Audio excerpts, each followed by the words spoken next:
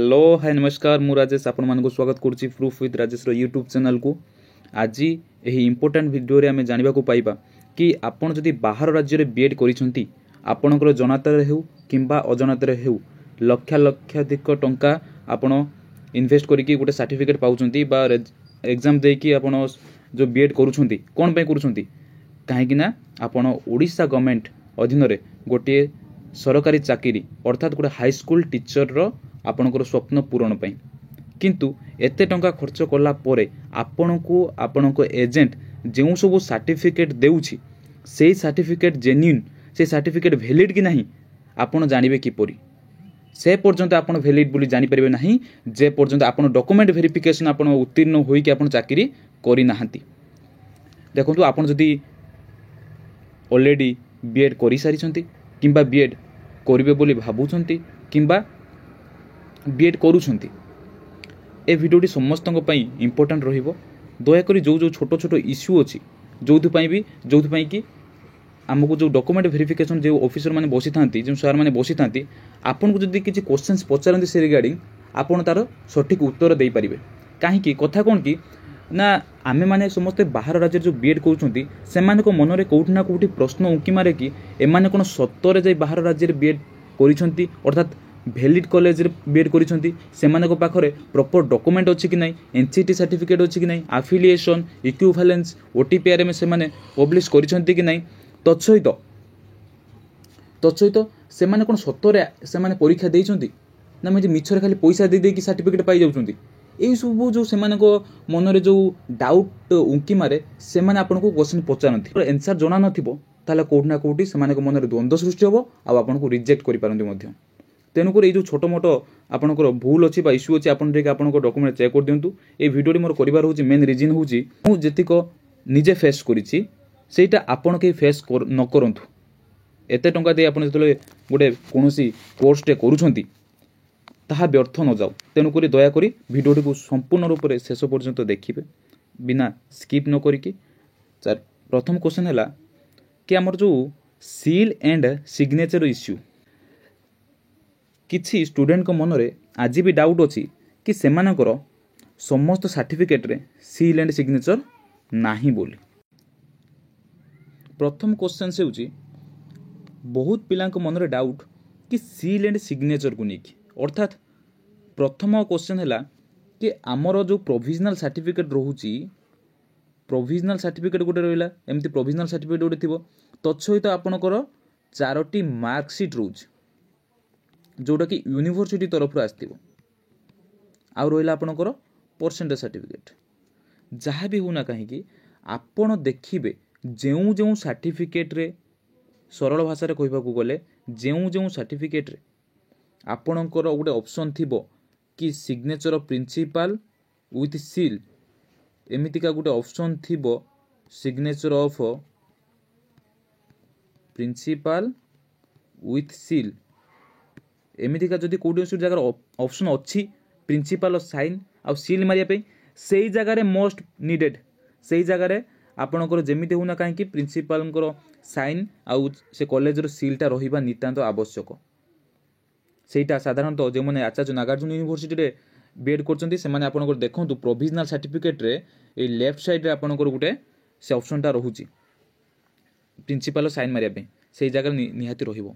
आउ जो रहिला आचार्य नागार्जुन यूनिवर्सिटी रो आपन देखिबे 4टी मार्कशीट रे केवल कंट्रोलर एग्जामिनर जे मन रहउचंती सेमानकर सिग्नेचर स्टैंप रहउची किंतु सिग्नेचरटा केवल रहउची किंतु प्रिंसिपल किंबा कॉलेज रो सिग्नेचर सील कोठी भी आवश्यक नाही किंतु कोठी देई नाही माने से किछि मागी नाही जे इडी हां आवश्यक बोली किंतु कोनोसी एजेंट सेमान को कॉलेज रो से जगह स्टाम्प सिग्नेचर मारुछंती। देखंतु आपण मारी देइछंती जदि आपण ताको लिभेई परिबेनी ना सेति पे आपण मध्ये कोनोसी ओरिड होबार आवश्यक नाही जदि आपनकर अछि से जगह सिग्नेचर कोनोसी ओरिड होबार आवश्यकता नाही जेउ मानकर नाही सेमानकर मध्ये से लगाइबा कोनोसी आवश्यकता नाही। ए रिलेटेड डीवी रे कोनोसी भी क्वेश्चन पचारू नाहंती जदि भी पचारिबे आपण सीधा कहि परिबे कि ए जगह तो हमको कोनोसी सिग्नेचर मारिया पई कोनोसी कहि नाही आमे केमिति मन इच्छा कोन मारि परिबे कि एटा गोटे सर्टिफिकेट आमे सेतिर मन इच्छा कोनोसी सिग्नेचर मारि परिबे कि এইটা ଆପଣ କହିପାରିବେ। ଏ ରିଲେଟେଡ୍ ଆପଣଙ୍କର କୌଣସି ବି ଅସୁବିଧା ହେବ ନାହିଁ। ଆପଣ ଖାଲି ଟିକେ ଚେକ୍ କରିବେ ଆପଣଙ୍କ ପ୍ରୋଭିଜନାଲ୍ ସାର୍ଟିଫିକେଟ୍ରେ ସିଗ୍ନେଚର୍ ଅଛି କି ନାହିଁ। ମୁଁ ଦେଖିଛି ଆମର ଗୋଟେ ବଡ଼ ଭାଇ ସେ ତାଙ୍କର ଯେଉଁ ଏଜେଣ୍ଟ ପାଖରୁ କରିଥିଲେ ସେମାନେ ତାଙ୍କର ସିଗ୍ନେଚର୍ କରେଇ ନାହାନ୍ତି ସେଇ ପ୍ରୋଭିଜନାଲ୍ ସାର୍ଟିଫିକେଟ୍ରେ ସେମିତି ଦେଇଥିଲେ। ସେ ମୋ ସାର୍ଟିଫିକେଟ୍ ଚେକ୍ କଲା ପରେ ତାପରେ ସେ ଯାଇକି ତାଙ୍କ ଏଜେଣ୍ଟକୁ କହିଲେ ସେମାନେ ସିଗ୍ନେଚର୍ ଆଣିକି କରିକି ଦେଲେ। ଏମିତି ବି ଏତେ ଗୋଟେ ଏଜେଣ୍ଟ ସେମାନେ କରାଉଛନ୍ତି ସେମାନେ ଏଇ କଥାକୁ ବି ସେମାନେ ମଧ୍ୟ ଇଗ୍ନୋର କରୁଛନ୍ତି। ଆପଣ ସେଇଟା ଟିକେ ଚେକ୍ କରିବେ। ତତ୍ସହିତ ଆଉ କେତେଙ୍କ ମନରେ ସବୁ ପ୍ରଶ୍ନ ରହୁଛି ଯେତିକ ସବୁ ସପୋର୍ଟେଡ୍ ଡକୁମେଣ୍ଟ ରହିଲା। ସପୋର୍ଟେଡ୍ ଡକୁମେଣ୍ଟ କ'ଣ? ଆପଣ ଯେମିତିକି ଆପଣ କହିପାରିବେ ଆପଣଙ୍କର ହେଇଗଲା ଆଫିଲିଏସନ୍ ଅର୍ଡ଼ର 2 ଇୟର୍ର NCT ଅର୍ଡ଼ର ଯେଉଁ ହେଇଗଲା କିମ୍ବା ତା ସହିତ ଆପଣଙ୍କର ଇକ୍ୱିଭାଲେନ୍ସ ସାର୍ଟିଫିକେଟ୍ ହେଇଗଲା। ଏଇ ଯେତିକ ସବୁ ଆପଣ ସପୋର୍ଟେଡ୍ ଡକୁମେଣ୍ଟ ସାଥିରେ ନେଇଯାଉଛନ୍ତି ସେଥିରେ କ'ଣ ଆମର ପ୍ରିନ୍ସିପାଲ୍ ସିଗ୍ନେଚର୍ ସାଇନ୍ ଦରକାର? ଏଥିରେ ବି କୌଣସି ଆବଶ୍ୟକତା ନାହିଁ। କାହିଁକିନା ଏଥିରେ ଆପଣଙ୍କର ଅର୍ଡ଼ର ଆପଣଙ୍କର କୌଣସି ସେଠିରେ ଯେଉଁ NCT ହେଇଗଲା କି ଆଫିଲିଏସନ୍ ହେଇଗଲା କି ଇକ୍ୱିଭାଲେନ୍ସ ହେଇଗଲା ସେଇଟା ବାହାରୁ ଆସେ, କଲେଜ ଦିଅନ୍ତି ନାହିଁ। ଯେଉଁଟା କଲେଜ ଆମକୁ ଦେଉଛି ସେଇଟା ଦରକାର। କିନ୍ତୁ ସେଇଟା ଯେହେତୁ ଆସୁଛି ସେଥିରେ ମଧ୍ୟ କୌଣସି ଆପଣଙ୍କୁ ମାଗି ନାହିଁ କି ଏଇଠି ପ୍ରିନ୍ସିପାଲ୍ ସିଗ୍ନେଚର୍ ସିଲ୍ ଦରକାର, ସେଥିରେ ମଧ୍ୟ କୌଣସି ଆବଶ୍ୟକତା ନାହିଁ। ଯଦି ଆପଣ ମାରୁଛନ୍ତି ଭଲ, ନ ମାରୁଥିଲେ ବି ଭଲ। ସେଥିପାଇଁ ମଧ୍ୟ କୌଣସି ଓରିଡ୍ ହେବା ଦରକାର ନାହିଁ। ସେଥିପାଇଁ ମଧ୍ୟ କୌଣସି ପିଲା ରିଜେକ୍ଟ ହେବାର ଚାନ୍ସ ନାହିଁ। এইটা বর্তমান আমার সেকেন্ড ফার্স্ট পয়েন্ট আমার পুরা সমস্ত ক্লিয়ার হয়ে যাই বলে আশা করছি। যদি বি কোণী বি ডাউট রয়েছে আপনার কমেন্ট বক্স মাধ্যমে জনাই পারিবে। দয়াকরি ভিডিওটি স্কিপ নকরি দেখুন। যদি আপনার কিছু প্রোবলেম অছি আহু এই যে সব কথা কହୁଛି ଆପଣ ଥରୁଟିଏ ମାତ୍ର ଆପଣ ଡକୁମେଣ୍ଟ ସହିତ ଚେକ୍ କରାଇ ନେବା ଉଚିତ। କାହିଁକି? ଆପଣଙ୍କ ଇଚ୍ଛା, ନ ଦେଖିଲେ ଭଲ। Affiliation order date issue second thing ହେଉଛି ଆଫିଲିଏସନ୍ ଅର୍ଡ଼ର ଯେଉଁ ରହିଲା ଆପଣ ମୁଁ ଦେଖାଉଛି। এইটা হচ্ছে আচার্য নাগার্জুন ইউনিভার্সিটির আফিলিয়েসন অর্ডর। দেখন্তু ମୁଁ ফার্স্ট ଦେଖାଉଛି। এইটা ଗୋଟେ ଦେଖନ୍ତୁ, ଇଏ ଗୋଟେ ମୋ ପାଖରେ ଆଫିଲିଏସନ୍ ଅର୍ଡ଼ର ଅଛି। ସେ ଆଫିଲିଏସନ୍ ଅର୍ଡ଼ର ହେଲା କ'ଣ ନା ବିଜେତା କଲେଜ ଅଫ୍ ଏଜୁକେସନ୍, ସେଥିରେ ଆଫିଲିଏସନ୍ ଅର୍ଡ଼ର ଦେଖନ୍ତୁ। ଏଇଟା 23-24 ପାଇଁ ଅଛି କିନ୍ତୁ ଆମର ଡେଟ୍ କେତେ ପଡ଼ୁଛି 23ରେ। ତ 23-24 ବର୍ଷ ପାଇଁ ଯେଉଁ ଇସ୍ୟୁ ହେଇଛି ଡେଟ୍ ପଡ଼ୁଛି 23ରେ। କୌଣସି ଅସୁବିଧା ନାହିଁ। ଅଛି କି କିଛି ଅସୁବିଧା? କିଛି ଅସୁବିଧା ନାହିଁ। ସେଇ ଇୟର ପଡ଼ିଥିଲା ସେଇଠି ପଡ଼ିଲା। ତାପରେ ଆପଣ ଦେଖିପାରିବେ ଯେଉଁ ରହୁଛି এইটা ଗୋଟେ ଦେଖନ୍ତୁ, ସେଇ ବିଜେତା କଲେଜ ଅଫ୍ ଏଜୁକେସନ୍ ଆପଣଙ୍କର 22-23 ପାଇଁ 22-23 ପାଇଁ କିନ୍ତୁ ଏଠି ମଧ୍ୟ କିନ୍ତୁ ପଡ଼ିଯାଇଛି କେତେ 23, ଅର୍ଥାତ୍ 22-23 ପାଇଁ କିନ୍ତୁ ଡେଟ୍ ପଡ଼ିଛି 23। এই କ୍ଷେତ୍ରରେ ଆପଣ କ'ଣ କରିବେ? ନହେଲେ ଆଉ ଗୋଟେ ଆପଣ ଦେଖନ୍ତୁ, ଆଉ ଗୋଟେ ମୁଁ ଦେଖାଇ ଦେଉଛି ଯେଉଁଟାକି ଏଇଠି ଗୋଟେ ଦେଖନ୍ତୁ। ଏଇ କଲେଜ ନାଁ ହେଉଛି Shirdi Sai college of education. ଏହାର ଆଫିଲିଏସନ୍ ଅଛି ଟେମ୍ପୋରାରୀ ଆଫିଲିଏସନ୍। সেটা কেউ বর্ষ পাই 2022-23 বর্ষ পাই কিন্তু ডেট পড়িছি 2024 2022-23 পাই আফিলিয়েসন কিন্তু ডেট পড়ুছি 2024 তো সেটি যে মানে ডকুমেন্ট ভেরিফিকেশন বসুଛନ୍ତି ସେମାନେ ଆପଣଙ୍କୁ ପଚାରି ପାରନ୍ତି କି ଆପଣଙ୍କର ତ 2022-23 କିନ୍ତୁ 24ରେ କାହିଁକି ପଡ଼ିଛି। ଏଠି ବି କିଛି ଜାଗାରେ ପଚାରିଥିବାର ମଧ୍ୟ ଶୁଣିବାକୁ ମିଳୁଛି କିନ୍ତୁ ଏଟା ଆକ୍ଚୁଆଲି କୌଣସି ଗୋଟେ ଭ୍ୟାଲିଡ୍ ନୁହଁ। এটা ସେମିତି କୌଣସି ରିଜିନ୍ କରିବାରେ ମଧ୍ୟ କୌଣସି ପ୍ରଶ୍ନ ହିଁ ଉଠୁନାହିଁ। କିନ୍ତୁ ସେମାନେ ଯଦି ବାଇଚାନ୍ସ ଆପଣଙ୍କୁ ପଚାରନ୍ତି ଆପଣ କ'ଣ କହିବେ? ପ୍ରଥମ କଥା ହେଲା ଆପଣ କହିବେ ସାର୍ ଦେଖନ୍ତୁ ଆମର ଏଇ ଯେଉଁ ରେଫରେନ୍ସ ଦେଖନ୍ତୁ ରିପୋର୍ଟ ଯେଉଁ ହେଇଛି, ରିପୋର୍ଟ କେବେ ହେଇଛି ନା 12/8/2022ରେ ରିପୋର୍ଟ ହେଇଛି। କାହାକୁ ହେଇଛି ନା ଡକ୍ଟର କେ ଗଙ୍ଗାଧର, ଇଏ ହେଉଛି କନଭର୍ନର ଥିଲେ। ସିଏ ଆମର ଡିପାର୍ଟମେଣ୍ଟ ଅଫ୍ ମ୍ୟାଥମେଟିକ୍ସ ANUରୁ ସିଏ ଆପଣଙ୍କୁ କାହାକୁ ଦେଇଛନ୍ତି ନା ଆଚାର୍ଯ୍ୟ ନାଗାର୍ଜୁନ ୟୁନିଭର୍ସିଟିକୁ ଆପଣଙ୍କର ଅର୍ଡ଼ର ଦେଇଛନ୍ତି କି କେବେ ନା 12/8/2022ରେ ଆପଣଙ୍କୁ ଦେଲେ କେବେ ନା 12/8/2022ରେ ବର୍ତ୍ତମାନ ସେ ଅର୍ଡ଼ର ପାଇଁ ଇଏ କରିଦେଇଛନ୍ତି। ବୁଝିହେଲା? କିନ୍ତୁ ତାହା ସେମାନେ ଭେରିଫାଏ କରନ୍ତି।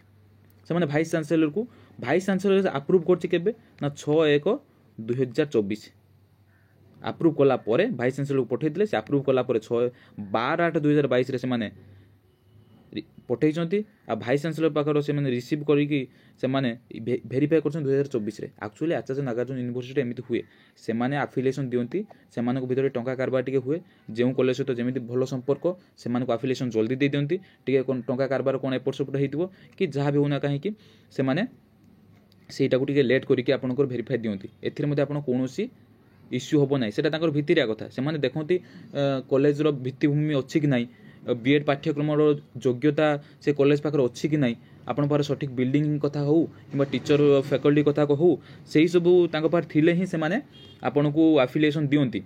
ଆଉ ଏହା ଯେହେତୁ ଟେମ୍ପୋରାରୀ ବେସିସ୍ରେ ଦିଆ ହୁଏ, ତେଣୁକରି ଏଇଟା ବର୍ଷକୁ ବର୍ଷ ସେମାନେ ଯେତେବେଳେ ଅର୍ଡ଼ର ଦେଇଛନ୍ତି ଭାଇସ୍ ଚାନ୍ସେଲରକୁ, ସେଇଟା ତାଙ୍କ ଭିତରେ କ'ଣ ଆପୋଷ ବୁଝାମଣାର କ'ଣ ମତାନ୍ତର ହେଇଥିବ, ଯାହାଫଳରେ କି ଟିକେ ଡେରିରେ ଏଇଟା ପବ୍ଲିଶ ହେଇଛି। ତେଣୁକରି ଏଠାରେ କୌଣସି ରିଜେକ୍ଟ ହେବାର ପ୍ରଶ୍ନ ଉଠୁନାହିଁ। ଆପଣଙ୍କର ଯଦି ଆପଣ ଖାଲି ଦେଖିବେ ଏଇ ଡେଟ୍ଟା କେବେ ଇସ୍ୟୁ ହେଇଛି, ଯଦି ଆପଣ 22-24 ବ୍ୟାଚ୍ରେ, ତାହେଲେ ଏଠି 22-23ର ଆଫିଲିଏସନ୍ ଯଦି ଆପଣ ଟେମ୍ପୋରାରୀ ଥିବ, ତାହେଲେ 22-23ର ଗୋଟେ ଥିବ ଆଫିଲିଏସନ୍, ଆଉ ଗୋଟେ 23-24ର ଗୋଟେ ଆଫିଲିଏସନ୍ ଥିବ। ତାହା କେବେ ଡେଟ୍ ପଡ଼ିଛି ଆପଣ ଟିକେ ଚେକ୍ କରିଦେବେ। ଆଉ ଗୋଟିଏ କଥା, ଯଦି ଡେଟ୍ଟା ପଡ଼ିଥିବ, ଏଇ ଯେଉଁ ଉପର ଡେଟ୍ଟା ଯଦି ପଡ଼ିଛି, ଆପଣ ଚେକ୍ କରିଦେବେ ମାଇଗ୍ରେସନ୍ ସାର୍ଟିଫିକେଟ୍ରେ। କେଉଁ ସାର୍ଟିଫିକେଟ୍ ନା ଆପଣଙ୍କର ଗୋଟେ ଥିବ ମାଇଗ୍ରେସନ୍ ସାର୍ଟିଫିକେଟ୍ ଥାଇପାରେ, ନହେଲେ ଆପଣ ଟିସି ଥିବ ଟ୍ରାନ୍ସପୋର୍ଟ ସାର୍ଟିଫିକେଟ୍ରେ, ସେଇଠି ଆପଣଙ୍କର ଟିସିରେ ଦେଖିଦେବେ ମିଳିଯିବ। ସେଥିରେ ଡେଟ୍ ଅଫ୍ ଆଡ଼ମିସନ୍ ଗୋଟେ ଥାଏ, ଡେଟ୍ ଅଫ୍ ଆଡ଼ମିସନ୍। ସେଇ ଡେଟ୍ ଅଫ୍ ଆଡ଼ମିସନ୍ ଡେଟ୍ଟା ଆପଣଙ୍କର କେବେ ଅଛି। ଯଦି ଡେଟ୍ ଅଫ୍ ଆଡ଼ମିସନ୍ ପରେ ଆପଣଙ୍କର ଫାର୍ଷ୍ଟ ଇୟର୍ ଆଫିଲିଏସନ୍ଟା ତା ପୂର୍ବରୁ ଯଦି ଥିବ, ତାହେଲେ କୌଣସି ଅସୁବିଧା ନାହିଁ। ଆପଣ ଟିସି ମଧ୍ୟ ଦେଖେଇକି ଆପଣ କେବେ ଦେଖନ୍ତୁ, ସାର୍ ମୋର ତ ଆଡ଼ମିସନ୍ ଏଇ ଇୟର୍ରେ ହେଇଥିଲା, ଏଇ ଡେଟ୍ରେ, କିନ୍ତୁ ତା ପୂର୍ବରୁ ତ ଆମର ଆଫିଲିଏସନ୍ ଥିଲା, ତେଣୁକରି କିଛି ଅସୁବିଧା ହେବ ନାହିଁ। ଯଦି ଆପଣଙ୍କର ତା ପରେ ହେଇଛି, ମାନେ ଆଡ଼ମିସନ୍ ପରେ, ତାହେଲେ ଆପଣ ଟିସିକୁ ଆଭଏଡ଼ କରିବେ, ସେଠୁ ଆପଣ ଦେଖେଇବେ ନାହିଁ। ନ ଦେଖେଇକି ଆପଣ ଏଇଭଳିଆ ଆପଣ ବୁଝେଇ ପାରିବେ ତାଙ୍କୁ। ଏଇଟା କୌଣସି ମେଜର ଇସ୍ୟୁ ନୁହଁ, ଆପଣଙ୍କର କୌଣସି ପ୍ରୋବ୍ଲେମ୍ ହେବ ନାହିଁ। ମୁଁ ମଧ୍ୟ ମୋ ଅଭିଜ୍ଞତାରୁ କହୁଛି, ଡିବି ପାଇଁ ଏଠି ମଧ୍ୟ କୌଣସି ପ୍ରଶ୍ନ ମୋତେ ପଚାରି ନଥିଲେ। ବୁଝି ହେଉଛି, ଆପଣଙ୍କୁ ମଧ୍ୟ ସେମିତି ପଚାରିବେ ନାହିଁ। ତେଣୁ ନେକ୍ସଟ ଆପଣଙ୍କର ଯେଉଁ ପଏଣ୍ଟ ରହୁଛି, ନେକ୍ସଟ ପଏଣ୍ଟ କ'ଣ, ଆପଣଙ୍କର ସେକେଣ୍ଡ ଗଲା ଆଫିଲିଏସନ୍ ଅର୍ଡ଼ର ଡେଟ୍ ଇସ୍ୟୁ ଗଲା। ତାପରେ NCT and OTPRMS order number problem. NCT and OTPRMS number order problem, ସେଇଟାକୁ ଆମେ ବର୍ତ୍ତମାନ ଦେଖିବା। ଦେଖନ୍ତୁ, ମୋର ଯେହେତୁ ବିଏଡ଼୍ଟା ଥିଲା 2022-24 ବ୍ୟାଚ୍, କିନ୍ତୁ ଆମ ପୂର୍ବରୁ ଏଇଟା 2016ରୁ ଏନ୍ସିଟି ଯେଉଁ ଥିଲା, ସେ ଏନ୍ସିଟି କଣ୍ଟିନ୍ୟୁ କରୁଥିଲା। ସେଇଟା ଆମକୁ ସାର୍ ଦେଇଥିଲେ, କହିଲେ ଏଇଟା ପୁରୁଣା ଏନ୍ସିଟିଟା। ସେ ଏନ୍ସିଟିରେ ଦେଖିବେ ଆମର ଏଠି ମଧ୍ୟ, ଏଠି ଆମର କଲେଜ ନାଁ ଥିବ, ଏଇଟା ହେଉଛି ଶିରିଡ଼ି ସାଇ। ଦେଖନ୍ତୁ ଏଇଠି ଆମର କଲେଜ ନାଁ ଅଛି Shirdi Sai college of education, ଆଉ ମାର୍କାପୁର ଯେଉଁଟାକି ଥିଲା ପ୍ରକାଶମ ଡିଷ୍ଟ୍ରିକ୍ଟରେ, ଏଇଟା ହେଉଛି ପ୍ରକାଶମ ଡିଷ୍ଟ୍ରିକ୍ଟରେ। ସେଇଥିରେ ସବୁ ଏନ୍ସିଟି ସାର୍ଟିଫିକେଟ୍ ଆପଣ ଏଇ ଅର୍ଡ଼ର ନମ୍ବରଟା ଟିକେ ଚେକ୍ କରିବେ। ଏଠି ଅର୍ଡ଼ର ନମ୍ବର 2, 4, 5ଟା ଅଛି, କିନ୍ତୁ ଆମର ଯେହେତୁ 22-24 ଥିଲା, ଏ ଏନ୍ସିଟି ତ ଆମର କୌଣସି ଆବଶ୍ୟକତା ନାହିଁ, କିନ୍ତୁ ଆମର ଥିଲା, ଆମକୁ ଦେଇଥିଲେ ସାର୍। ତ ଆମର 22ରେ ଏନ୍ସିଟି ଆମକୁ ଦରକାର। ତେଣୁକରି 22ରେ ଏନ୍ସିଟି କେଉଁଠି ପାଇବେ ନା, ଏଇଟା ଆମର 22 ଏନ୍ସିଟି ଆମର ମଧ୍ୟ ପାଖରେ ଅଛି। ଏଇଟା ହେଉଛି 2022 ଏନ୍ସିଟି। ଦେଖନ୍ତୁ ଏଠି ଯେଉଁ 2022 ଏନ୍ସିଟି ଆପଣ ଲକ୍ଷ୍ୟ କରନ୍ତୁ, ଇଏ ଅର୍ଡ଼ର ନମ୍ବରଟା, ଏଇଟା ହେଉଛି ତାର ଅର୍ଡ଼ର ନମ୍ବର। କେତେ ନମ୍ବର? 13, 83, 93, 13, 83, 97, ଏମିତି ହେଉଛି ଅର୍ଡ଼ର ନମ୍ବର ଅଛି। ଓକେ, ତ କଥା ପ୍ରଶ୍ନ ଉଠୁଛି କି ଆପଣ ଯେଉଁ OTPRMS ସାର୍ଟିଫିକେଟ୍ ଆପ୍ଲାଏ କରିବେ, ସେ OTPRMS ସାର୍ଟିଫିକେଟ୍ରେ ଆପଣ କ'ଣ କରିବେ ନା, ଏଇ ଆଡ୍ରେସ୍ କମ୍ପ୍ଲିଟଲି ଦେବାକୁ ପଡ଼ିଥାଏ, ନହେଲେ OTPRMS ରିଜେକ୍ଟ ହେଇଯାଏ। ଏଇ OTPRMS ଆପ୍ଲାଏ ଯେତେବେଳେ କରିବେ, ସେତେବେଳେ ଆପଣଙ୍କର ଏଇ ଅର୍ଡ଼ର ନମ୍ବର ମଧ୍ୟ ସେଥିରେ ଅଟୋମେଟିକ୍ ମେନସନ୍ ପଳେଇ ଆସେ, ବା ଆପଣ ଆପ୍ଲାଏ କରିଲା ବେଳେ ଦେଇଥିବେ, ସେତେବେଳେ এই অর্ডর নম্বরটা আপনার OTPRMS মেনশন থাকে। দেখুন মু দেখাই দেছি, এই অর্ডর নম্বরটা আমার কোটি মেনশন অছি, মোর OTPRMS সার্টিফিকেট অছি লাস্টরে। দেখুন এই যে OTPRMS মোর এই সার্টিফিকেটটা, সেথিরে আগরু আপনার এইটি গোটে ফটো রহুলা, 200 টাকা নৌলে, সেথিরে না ফা আসুলা, কিন্তু এবে সেমিতি কিছু নাই, আপনার মাগଣାରେ আপ্লাই করিপারিবে। আউ কেমিতি আপ্লাই করিবে তার ভিডিও ମୁଁ ବହୁତ ଜଲ୍ଦି, ଯଦି ଆପଣଙ୍କର ଆବଶ୍ୟକ ପଡ଼େ ତାହେଲେ କମେଣ୍ଟ ବକ୍ସରେ ଜଣାଇବେ କେମିତି ଆପ୍ଲାଏ କରିବେ। ଆଉ ରିଜେକ୍ଟ ହେବାର ଭୟ ମଧ୍ୟ ଥାଏ, ମୋର ବି ମଧ୍ୟ ରିଜେକ୍ଟ କାହିଁକି ହେଇଥିଲା, କେମିତି ମୁଁ ତାପରେ ଜଲ୍ଦି ୱିଦିନ୍ 1 ୱିକ୍ ଭିତରେ ପାଇପାରିଲି, ଯଦି କହିବେ ଆପଣଙ୍କୁ ସେ ଗୋଟେ ପର୍ଟିକୁଲାର ଭିଡ଼ିଓରେ ମୁଁ କହିଦେବି। ଏ ଭିଡ଼ିଓଟି ବେଶୀ ଲମ୍ବା ହେଇଯିବ, ତେଣୁକରି ଏଠି ଆପଣ କ'ଣ ଚେକ୍ କରିବେ ନା, ମୋର ଯଦି ସେଠି ଯେଉଁ ଏନ୍ସିଟି ଅର୍ଡ଼ର ଥିଲା, ଆପଣ ଦେଖନ୍ତୁ ଏଇଟା ସେ ଏନ୍ସିଟି ଅର୍ଡ଼ର, ମୁଁ ଟିକେ ଜୁମ୍ କରିଦେଉଛି। ଏଇ ତ 13, 83, 93, 13, 83, 97, এইটা 13, 83, 93, 13, 83, 97, এই যে আপনার NCTE অর্ডর নম্বর, এইটা আপনার টিকে চেক করেদেবে। মু কাহিঁকি কହୁଛି, এইটা নর্মালি সমস্ত ঠিক থিব বলে আশা করুছি, কিন্তু মু শুনিবা পাইলি গোটে পিলার, ধর যেমিতি মো কথা কইবি, মোর 2022-24 ব্যাচ, কিন্তু তা পূର୍ବରୁ ମୋର ଥିଲା 2016 ଏନ୍ସିଟି, ଯେଉଁଟାକି ମୁଁ ଆପଣଙ୍କୁ ଦେଖେଇଲି, କିନ୍ତୁ ସେଇ ଯେଉଁ 2016ରେ ଯେଉଁ ଏନ୍ସିଟି ଅର୍ଡ଼ର ନମ୍ବର ଥିଲା, ସେଇଟା କିଛି ଜଣଙ୍କର ଭୁଲ ଏଇଠି ପଡ଼ିଯାଇଛି। ଆପଣ ଯେତେବେଳେ ସେଠି ପ୍ରଡ୍ୟୁସ୍ କରିବେ ଯଦି ଆପଣଙ୍କୁ ତାଙ୍କ ଆଖିରେ ପଡ଼ିଯାଏ କି ଏନ୍ସିଟି ଆପଣଙ୍କର 2016 ଏଠି ପଡ଼ିଛି ତାହେଲେ ଆପଣଙ୍କର କରେଣ୍ଟ ଇୟର୍ ଆପଣ ଯେଉଁ ଇୟର୍ରେ କୋର୍ସଟା କରିଥିଲେ ସେଇ ଇୟର୍ରେ ଆପଣଙ୍କର କ'ଣ ନାହିଁ ଏନ୍ସିଟି ନାହିଁ ସେ କାରଣ ମଧ୍ୟ ଆପଣ ରିଜେକ୍ଟ ହେଇପାରନ୍ତି କିନ୍ତୁ ମୋତେ ଲାଗୁଛି ସମସ୍ତଙ୍କର ଏନ୍ସିଟି ଅର୍ଡ଼ର ଠିକ୍ ଥିବ ଜଷ୍ଟ ଆପଣ ଖାଲି ଚେକ୍ କରନ୍ତୁ ଚେକ୍ କରିବାର କ'ଣ ଅଛି ନେକ୍ସଟ ପଏଣ୍ଟକୁ ଯିବ ଓକେ ଭାବୁଛି ଏ ପଏଣ୍ଟ ଆପଣଙ୍କର ମଧ୍ୟ କ୍ଲିୟର ହେଇଯାଇଥିବ ତାପରେ ଆସିଲା ପୁରୁଣା ଆଫିଲିଏସନ୍ ଚଳିବ ନା ନୂଆ ଆଫିଲିଏସନ୍ ଦରକାର এটা অর্থাৎ কোণ না দেখন্তু আফিলিয়েসন কথা কুହାଉଛି আফিলিয়েসন আমার নর্মালি উৎকল यूनिवर्सिटी সহিত থাকে ଆଉ ସମ୍ବଲପୁର ଆଉ ଗୋଟେ ହେଲା ବ୍ରହ୍ମପୁର ତିନୋଟି यूनिवर्सिटीର ଆଫିଲିଏସନ୍ ଥାଏ ଆମେ ସପୋଜ ମୁଁ କଲି 22-24ରେ କିଛି ପିଲା ମନେକର କରିଥିବେ 18-20 यूनिवर्सिटी 18-20 ତ କରିଥିବେ 18-20 ଇୟର୍ରେ କରିଥିବେ ତ ସେଇ ଇୟର୍ ଆଫିଲିଏସନ୍ ସେମାନେ ସରି ଇକ୍ୟୁଭାଲେନ୍ସ ସେମାନେ ପାଖରେ ରଖିଥିବେ ପ୍ରଡ୍ୟୁସ୍ କରିକି କିନ୍ତୁ ଏବେ ଯେତେବେଳେ ସେଇ ପିଲା ଯାଉଛନ୍ତି ଡକୁମେଣ୍ଟ ଭେରିଫିକେସନ୍ ପାଇଁ ସେମାନଙ୍କୁ ମଧ୍ୟ କିଛି ଜାଗାରେ ପଚାରିଛନ୍ତି କି ଆପଣଙ୍କର କରେଣ୍ଟ ଇୟର୍ ଇକ୍ୟୁଭାଲେନ୍ସ ଦିଅନ୍ତୁ ଯଦି ଆପଣଙ୍କ ପାଖରେ ନାହିଁ ଆପଣ କ'ଣ କହିବେ ସାର୍ ଦେଖନ୍ତୁ ଆମର ତ ଯେଉଁ ଇୟର୍ରେ କରୁଥିଲୁ ସେଇ ଇୟର୍ରେ ଇକ୍ୟୁଭାଲେନ୍ସ ସାର୍ଟିଫିକେଟ୍ ଆମ କଲେଜ ଆମକୁ ପ୍ରଡ୍ୟୁସ୍ କରିଦେଇଥିଲା ତ ଏବେ ଆମେ ଆଉ କେମିତି କଲେକ୍ଟ କରିବୁ ଏଇ ମାନେ ରିସେଣ୍ଟ କିନ୍ତୁ ରିସେଣ୍ଟ ଆପଣଙ୍କର ମିଳିଯାଉଛି ସମସ୍ତେ ପିଲା RTIରେ ମଗାଇଛନ୍ତି ମୁଁ ମଧ୍ୟ ସେଇଟାକୁ ମୋ ଟେଲିଗ୍ରାମ ଗ୍ରୁପରେ ଛାଡ଼ି ଦେଇଛି 2025ରେ ମଧ୍ୟ ଅଛି 2023ରେ ଅଛି ତେଣୁକରି ଆପଣ ଚାହିଁଲେ ସେଇ ଟେଲିଗ୍ରାମ ଗ୍ରୁପରୁ ସେ ଯେଉଁ ଆଫିଲିଏସନ୍ ସାର୍ଟିଫିକେଟ୍ କରେଣ୍ଟ ଇୟର୍ରେ ଡାଉନଲୋଡ଼ କରି ପାଖରେ ରଖିଥିବେ ଆପଣଙ୍କୁ ଯେଉଁଟା ଏଜେଣ୍ଟ ଦେଇଛି ସେଇଟା ଆପଣଙ୍କୁ ଦେବେ କହିବେ ସାର୍ ଏଇଟା ମୋର ଇକ୍ୟୁଭାଲେନ୍ସ ଯଦି ସେମାନେ କିଛି କୁହନ୍ତି ନା କରେଣ୍ଟ ଇୟର୍ ଦିଅନ୍ତୁ ତାହେଲେ ଆପଣ ମଧ୍ୟ ଦେଇପାରିବେ ସେଥିରେ କୌଣସି ଅସୁବିଧା ନାହିଁ କିନ୍ତୁ ମୋତେ ଯେଉଁ କହିବେ ମୁଁ ସେଇ ପୁରୁଣା ଇକ୍ୟୁଭାଲେନ୍ସ ହିଁ ଦେଇଛି ଓକେ এইটা ভুল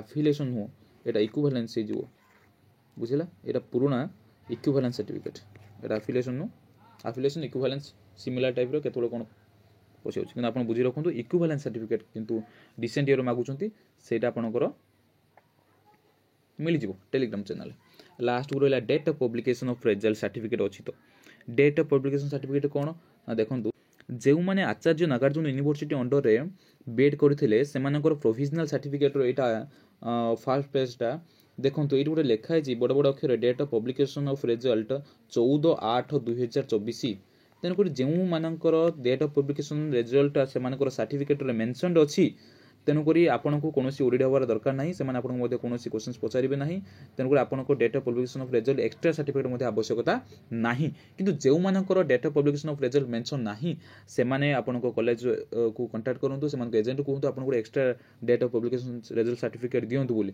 ଏଟା କୌଣସି ଜାଗାରେ ଆମର ଯେତେବେଳେ ଡିଭି ପାଇଁ ରିକ୍ୱାର୍ଡ ଡକୁମେଣ୍ଟର ଏଟା লিষ্টর এটা গোটে নম্বর নুহ এই ডকুমেন্টর আবশ্যকতা নথিলে কিন্তু আপনার যেহেতু বাহার রাজ্যের বিএড করছেন আপনার যেতিক মানে সপোর্টেড ডকুমেন্ট যা বি হোনা কাহিঁকি আপনার রক্ষা পড়ব সপোর্টেড ডকুমেন্ট অর্থাৎ সেমানଙ୍କର যে কোশ্চেন সব ক্রস কোশ্চেন্স রয়েছে সেমানଙ୍କର আপনার এনসার দেওয়া হলে কিছু প্রুফ তো দেখাইবে না খালি কথার কহা সহিত তা সহিত প্রুফ বি দেখাইবে তো সেমানଙ୍କୁ বিশ্বাস হব কি না এই পিলাটা সত্য কହୁଛି তেণুকরি আমি সেটাকে সপোর্টেড ডকুমেন্ট তেণুকরি আপনার যদি date of publication of result এইথিরে মেনশন অছি তাহলে ভালো কথা যদি ନାହିଁ তাহলে আপনার আউ গোটে সার্টিফিকেট দরকার পড়ব পাখাপাখি আজি লা এতিক এই ভিডিওরে যদি আপনার ভিডিওটি সতরে ইনফর্মেটিভ লাগুଛି কিছু নূয়া জানিবাকু পাউଛନ୍ତି কিছু হেল্পফুল হଉଛି ଏ ଭିଡ଼ିଓଟି କରିବାର ଉଦ୍ଦେଶ୍ୟ ମୋର ଏହା କି ଯେହେତୁ ମୁଁ ବାହାର ରାଜ୍ୟରେ ବିଏଡ୍ କରୁଛି ମୁଁ ଦେଖିବାକୁ ପାଇଲି ମୋ ଭଳି ଅନେକ ଛାତ୍ରଛାତ୍ରୀ କୁହନ୍ତୁ କିମ୍ବା ସାର୍ ମ୍ୟାମ୍ କୁହନ୍ତୁ ସେମାନେ ମୁଁ ବି ଦେଖିଲି ଯେତେବେଳେ ଡିଭି ସମୟରେ ପ୍ରାୟ ସମସ୍ତେ ପାଖାପାଖି 90% ପିଲା ଯେଉଁ ମାନେ ଯେତିକ ବାହାର ରାଜ୍ୟରେ ବିଏଡ୍ କରୁଛନ୍ତି ଓଭରାଲ୍ ସମସ୍ତ କଥା କହିପାରିବି କାରଣ ମ୍ୟାକ୍ସିମମ୍ ପିଲା ତାଙ୍କ ମନରେ ଆଶଙ୍କା ଥାଏ ଭୟ ଅଛି କି ମୁଁ ରିଜେକ୍ଟ ହେଇଯିବିନି ତ ମୁଁ ଯେଉଁ ବିଏଡ୍ କରିଛି ସେଇଟା ଭ୍ୟାଲିଡ୍ ତ ଏମିତି ଅନେକ ସାରା କ୍ୱେଶ୍ଚନ୍ସ ଉଙ୍କି ମାରେ ତ ସେହିସବୁ କ୍ୱେଶ୍ଚନ୍ସକୁ ମୁଁ ଯେତିକି ଫେସ୍ କରୁଛି ନିଜ ଅଭିଜ୍ଞତାରୁ ଯାହା ଜାଣିଛି ଆପଣମାନଙ୍କୁ ସେୟାର କରିବାକୁ ମନେ କଲି ଯଦି ବି ଭଲ ଲାଗୁଥାଏ ତାହେଲେ ନିଶ୍ଚିତ ରୂପରେ ଭିଡ଼ିଓଟିକୁ ଲାଇକ୍ କରିବେ ଆଉ କମେଣ୍ଟ ମାଧ୍ୟମରେ ଜଣାଇବେ କି ଆପଣଙ୍କର ଆଉ କେଉଁ ଓରିଡ୍ ଅଛି ମୁଁ ତା ବିଷୟରେ ଆପଣଙ୍କୁ କମେଣ୍ଟ ମାଧ୍ୟମରେ ଜଣାଇଦେବି ତ ଏତିକି ଆଜି ପାଇଁ ରହିଲି ଜୟ ଜଗନ୍ନାଥ।